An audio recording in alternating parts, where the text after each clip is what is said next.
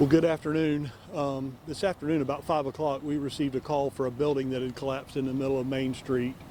Upon arrival, our crews kind of did an initial assessment, went around and determined that the structure is just too unsafe and too unstable for us to put firefighters inside to look for, see if anybody's trapped in there. We brought out a JSO brought out their drone team. We've kind of looked at it from the top and around. We also brought one of our urban search and rescue dogs out and let the dog do some searching inside, and there's no evidence that there's anybody trapped inside the building. But as you can see from the way the building's leaning, there's some concern that the rest of the building may collapse into Main Street.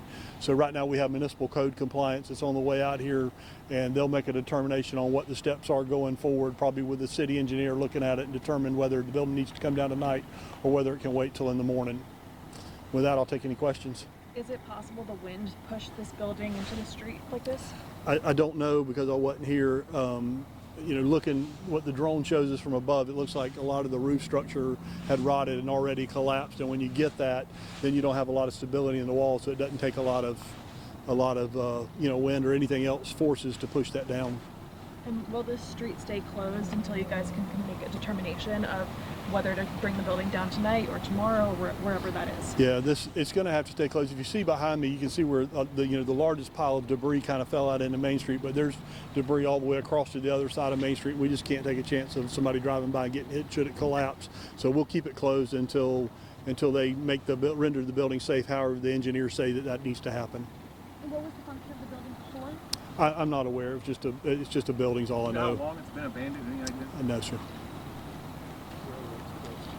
Yeah, the railroad tracks here will stay closed as well. We've notified the railroad, and they'll keep the tracks closed. I see two. It's like a 1-story and a 2-story back there. Are they connected? Is the 2-story okay? Is it going to come down too? Or, Again, that's an engineer question.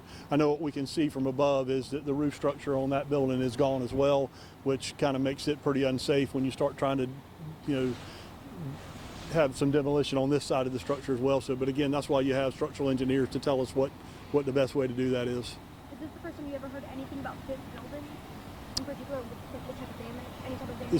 It's the first time I've heard about anything to do with it. I can't speak for anybody else. Can you talk to us about the severity of this? What conditions were crews facing, when they responded to this? Well, obviously, your first concern is that there's somebody inside, and that's life safety is our number one goal that we do every day.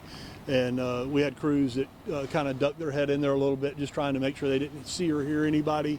But the number one thing that our chief officers, when they arrive on scene, do is get control of the scene and make sure that our folks stay safe, because if we get our folks hurt trying to save somebody else, that just doubles the problem. So they did as much of a cursory look inside as they could do safely until we could get the dog out here, until we could get the drone up. Yeah, there's issues. Captain Prosselmer's reminded me there's issues in there with the floor. There's holes in the floor and stuff. So it's just not safe for us to put human beings in there right now. Anything else? Everybody good?